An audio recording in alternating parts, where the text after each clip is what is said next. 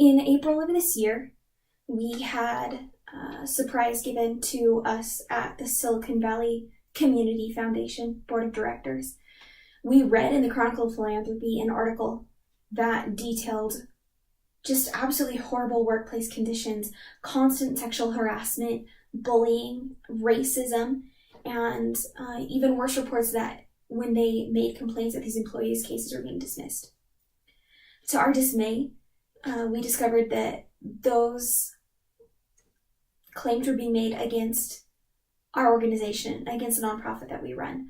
Until that moment, the board of directors had no idea that these events were occurring.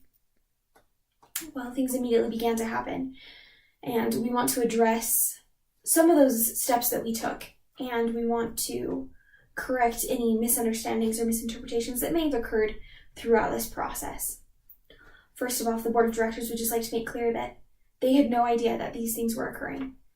All of the information they received was from our CEO and the main perpetrator of dismissing those claims and of ignoring those situations at Carson. He gave the information to the board that was tightly controlled and carefully edited, so the board was not aware of any of those difficult situations.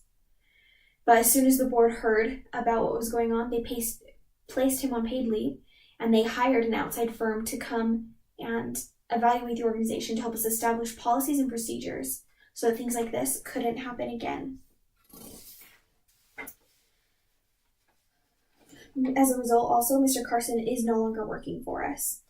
One of the results of the investigation were several improved policies and procedures. A few of those that we'd like to explain are that all of our employees now have access to the board of directors. We've established a line of communication there that will remain open so that no concern can be pushed underneath the rug, and there will always be someone higher up that you can go to mention a concern. Additionally, our HR, our Human Resources Department, has been restructured to prevent any mishandling of cases and any undue pressure put on employees.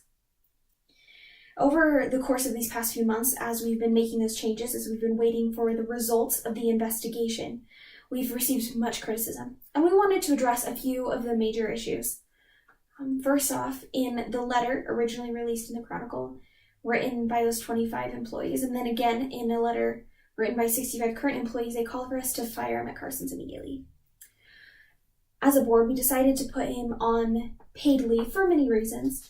A major one of those was in recognition of the work that he had done for the foundation, and that Carson had grown the Silicon Valley Community Foundation from just a small startup to one of the strongest and most influential nonprofits in the US, if not the world.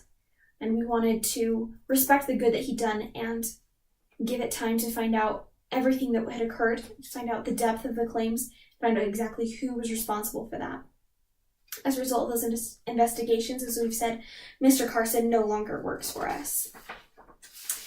Another concern that came up quite often was over the lack of communication between the FVCF and the public, and also the brief moments of communication between Mr. Carson and the public as well. First, we'd like to make clear that any comments Mr. Carson made were not our beliefs. We do not believe that the employees are responsible for this. We do believe that blame has been placed with the correct people, and that now moving forward, this will not be an issue.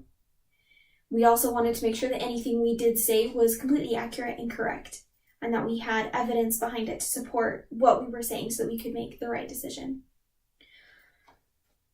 These are a few of the items we wish to clear up, and we would just like to conclude by saying how proud we are of our employees for stepping forward and for making a difference as they do not only every day in their jobs, but also in this instance.